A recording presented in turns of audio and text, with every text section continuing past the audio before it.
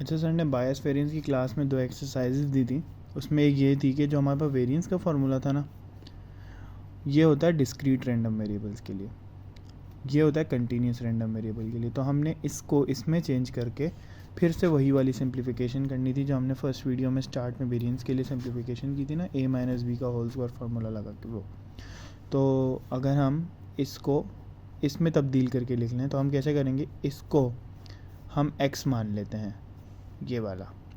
तो हम उसको ऐसे लिख सकते हैं x whole square p of x x, ठीक है। तो ये अब इस तरीके से होगा, इसको फिर वही a minus b whole square की तरह खोल लेते हैं, ये हो जाएगा एक्स स्क्वायर, ठीक है। फिर ये आ जाएगा, यहाँ आ जाएगा plus e of x whole square minus 2x e of x, ठीक है। ये it is all being multiplied by probability density function, ये और ये, ठीक है। अब ये जो प्रोबेबिलिटी डेंसिटी फंक्शन है हर एक टर्म के साथ इंडिविजुअली लगेगा। तो minus infinity infinity x square p of x plus e of x whole square p of x minus 2x e of x p x x, ठीक है। और इन सब के साथ डी ऑफ एक्स। अब मैं क्या करता हूँ, हमें पता है इंटीग्रेशन में क्या होता है, ये सारी टर्म्स है तो सब पे अलग अलग इंटीग्रेशन अप्लाई होगी, तो मैं सबको अलग अलग कर देता हूँ। अब इसमें क्या होगा, माइनस इन्फिनिटी टू इन्फिनिटी, ये हमारे पास सिंपल एक प्रोबेबिलिटी डेंसिटी फंक्शन बन जाएगा, प्लस अगर हम गौर करें ये हमारे पास एक्स बहुत सारा डेटा है, ठीक है। उसका हम क्या निकाल रहे हैं, वेटेड मीन, तो वो एक नंबर आएगा, एक कांस्टेंट, और उसका स्क्वायर निकालेंगे वो भी एक कांस्टेंट, और इंटीग्रेशन में कांस्टेंट जो होता है वो हम बाहर निकाल देते हैं, तो इसको भी हम बाहर निकाल देंगे, ठीक है। इसी तरीके से इस टर्म में 2 कांस्टेंट है और ये टर्म कांस्टेंट है, तो इसको भी हम बाहर निकाल देंगे 2e x, और ये आ जाएगा माइनस इन्फिनिटी टू इन्फिनिटी, ये भी माइनस इन्फिनिटी टू इन्फिनिटी, और यहाँ अंदर क्या रह जाएगा, x p of x dx, ठीक है। अच्छा, हमें पता है कि हमने जब पहले देखा था उसमें हमने देखा था कि जो एक्सपेक्टेड वैल्यू ऑफ x होती है, अगर कंटिन्यूस रैंडम वेरिएबल है तो ये है, अगर डिस्क्रीट रैंडम वेरिएबल है तो क्या है, I two M X of I P of x X of I, ठीक है। ये डिस्क्रीट के लिए तो है, तो ई ऑफ एक्स ही ना, इसके लिए भी इसके लिए भी, तो ये जो चीज़ आ रही है इससे हम इसको यूं करके लिख सकते हैं, ठीक है। फिर plus e of x whole square, हमारे पास जो प्रोबेबिलिटी डेंसिटी फंक्शन है ना, उसकी प्रॉपर्टी होती है अगर सिर्फ यही है इंटीग्रेशन में तो ये 1 के बराबर होता है, तो ये हो जाएगा डॉट 1 इसके साथ, फिर आएगा माइनस 2e पावर x, और अभी हमने देखा कि ये क्या होता है, e ऑफ x होता है, तो यहाँ पे e ऑफ x आ जाएगा, तो e ऑफ x, अच्छा ये होल स्क्वायर है तो अंदर एक स्क्वायर आएगा इसमें, ठीक है। फिर plus e of x square 1 इससे मल्टीप्लाई हो गया, कुछ नहीं है, माइनस 2e ऑफ x, ये फिर वही कहानी आ गई बिल्कुल वैसे ही, माइनस ई, अच्छा पहले इसको सही करके लिख लेते हैं, x whole square minus 2e x whole square, और अब ये सिंप्लीफाई हो गया बिल्कुल उसी टर्म पे, ये क्या हो जाएगा, ये माइनस का बन जाएगा अब ई एक्स का होल स्क्वायर, ठीक है। तो ये वेरिएंस आ गई x की, बट हमने इस बार किस तरीके से किया, कंटिन्यूस रैंडम वेरिएबल में इसको डाला था और उसके हिसाब से तब भी वेरिएंस यही आई है, तो बस ये इक्वलाइज कराना था कि डिस्क्रीट रैंडम वेरिएबल से करें या कंटिन्यूस से करें, तो यही टर्म आएगी हमारे पास डिराइव हो गया या सिंप्लीफाई हो गया। और अगर हम इसमें देखें तो इसमें भी यही ई ऑफ एक्स स्क्वायर, पहले मतलब एक्स की सारी टर्म्स का स्क्वायर और फिर उसका मीन, और यहाँ पे मीन लेके फिर सबका स्क्वायर कर दो, और यहाँ भी बिल्कुल वैसे ही आया। तो ये हमारी डेरिवेशन थी जो सिंप्लीफाई हो गई। और दूसरी जो सर ने एक्सरसाइज दी थी वो थी ये।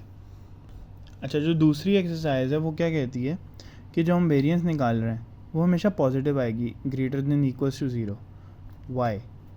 एक तो उसका इंट्यूटिव आइडिया ये लगाया जा सकता है कि भाई हम सारी टर्म्स का स्क्वायर करके मीन लेते हैं, तो उससे वैसे ही टर्म्स ने पॉजिटिव हो जाना है, और मीन लेने के बाद उन टर्म्स का स्क्वायर लेते हैं, ठीक है। तो इसकी वजह से वो इतनी बड़ी हो जाती हैं वैल्यूज़ कि अगर उनका डिफरेंस भी ले रहे हो तो वो भी पॉजिटिव ही आता है। तो ये एक इंट्यूटिव आइडिया है कि जो है हमारा वेरिएंस हमेशा पॉजिटिव आएगा, ठीक है। अगर हम इसमें कोई सैम्पल डेटा लेके भी ट्राई करें तो पॉजिटिव ही वैल्यूज़ आती हैं। I have tried it, you guys can also, ठीक है। अच्छा, एक इसकी दूसरी थ्योरम टाइप, प्रूफ टाइप एक डेरिवेशन है या फिर बस एक प्रूफ है, वो कुछ इस तरीके से है, वो मैं लिख के समझाता हूँ।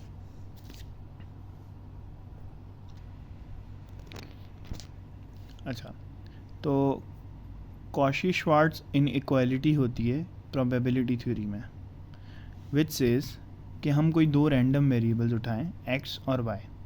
जो कॉशी-श्वार्ट्ज जो इनइक्वालिटी वो कहती है कि अगर हम रैंडम वेरिएबल्स को इस तरीके से स्क्वायर करें तो it will always be less than और इक्वल्स टू दिस। तो अगर हम अप्लाई करें इसको अपने रैंडम वेरिएबल x पे और y को कांस्टेंट रखते हैं तो वो कुछ इस तरीके से बनेगा। यहाँ y 1 हो जाएगा, तो इसकी वजह से ये ऐसे दिख रही है हमें, ये और ये हमारे पास क्या आएगा, 1 ही आएगा। तो ये 1 और ये। तो इस वजह से therefore e of x whole square will be less than और equals to e of x square, और which implies that this will be greater than and equals to 0। तो इसकी एक ये छोटी सी मेरे को प्रूफ थ्योरम मिला था, तो उसको इस तरीके से मैंने लिखा है। इसको आप टेस्ट भी कर सकते हैं, कोई वैल्यूज़ ले लें x के लिए और इसमें इम्प्लाई करके देखें तो वो ग्रेटर देन इक्वल्स टू 0 आएंगी। इसमें ये कहता है कि भाई आपने मल्टीपल वैल्यूज़ का मीन ले लिया, वेटेड मीन, और उसको स्क्वायर करो तो वो वैल्यू लेस देन होगी, लेकिन इक्वल्स टू भी हो सकती है, लेकिन उससे बड़ी नहीं हो सकती। किससे? कि आप इंडिविजुअल वैल्यूज़ को जब स्क्वायर करेंगे वो सारी बड़ी हो जाएंगी और सब आपस में प्लस हो रही हैं और फिर उनका मीन लिया जा रहा है। और दूसरी तरफ आपने जो भी वैल्यूज़ थी उनका मीन लेकर उसे स्क्वायर किया, तो इट इज़ पॉसिबल दैट वो छोटी है या उसके बराबर है कि आप इंडिविजुअल वैल्यूज़ को इंक्रीज़ कर रहे हैं। आपने उनको स्केल अप कर दिया ना, डबल कर दिया, तो वो बड़ा लेस देन आएगा। तो इस की वजह से हम ये कह सकते हैं कि जो हमारी इक्वालिटी है वो ग्रेटर देन इक्वल्स टू 0 होगी। तो ये एक रिटन प्रूफ है, और वैसे हम इंट्यूटिव आइडिया भी लगा सकते हैं कि क्यों ये ग्रेटर देन इक्वल्स टू 0 होगा। वो हम लिख के बता सकते हैं कि भाई ये रीज़न है, या फिर कोई एग्जांपल दे दें कि भाई ये नंबर्स हैं, इस पे भी इम्प्लॉय हो रहा है, तो ये प्रूफ आएगा। तो इस तरह ये एक एक्सरसाइज दी थी सर ने। अच्छा, जो वेरिएंस है ना, उसका हम एक और इंट्यूशन भी लगा सकते हैं। वेरिएंस असल में होती है ना, अगर ये हमारे डेटा पॉइंट्स हैं, ठीक है, और मीन उनका कहीं इधर बैठ रहा है, तो वेरिएंस जो होती है वो होती है कि ये डेटा पॉइंट मीन से कितना दूर है, ये डेटा पॉइंट मीन से कितना दूर है, ये वेरिएंस ये चीज़ बता रही होती है। तो अगर हम बोलें कि एक डेटा पॉइंट मीन से कितना दूर है, तो इसको हम किस तरीके से अंदाज़ा लगा सकते हैं कि जो है इन सब डिस्टेंसेस का सम कर लें और स्क्वायर लगा दें, तो ये हमारे पास वेरिएंस दे देगा।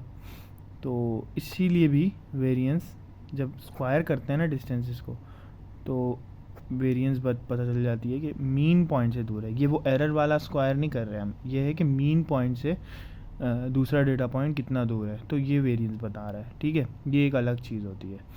तो ये स्क्वायर होता है, इस वजह से भी हमारा वेरिएंस जो है हमेशा पॉजिटिव आती है। एक ये भी आइडिया है इसका। और अगर हम वेरिएंस का फार्मूला देखें तो वो भी यही कह रहा है, हमारे डेटा पॉइंट्स का मीन और हर डेटा पॉइंट से वो मीन कितना दूर है और उसका स्क्वायर निकाल रहा है। तो यही चीज़ वेरिएंस है। तो इसीलिए भी वेरिएंस जो है हमेशा पॉजिटिव आती है। और फिर इसको सिंप्लीफाई करें या फिर इससे निकाल लें, बात तो एक ही है। तो ये कुछ 3-4 आइडियाज़ हैं इंट्यूशन के, और ये प्रूफ भी है। तो उससे हमें पता चल जाता है कि वेरिएंस जो है हमेशा पॉजिटिव आएगी। तो ये हम पॉइंट्स लिख सकते हैं।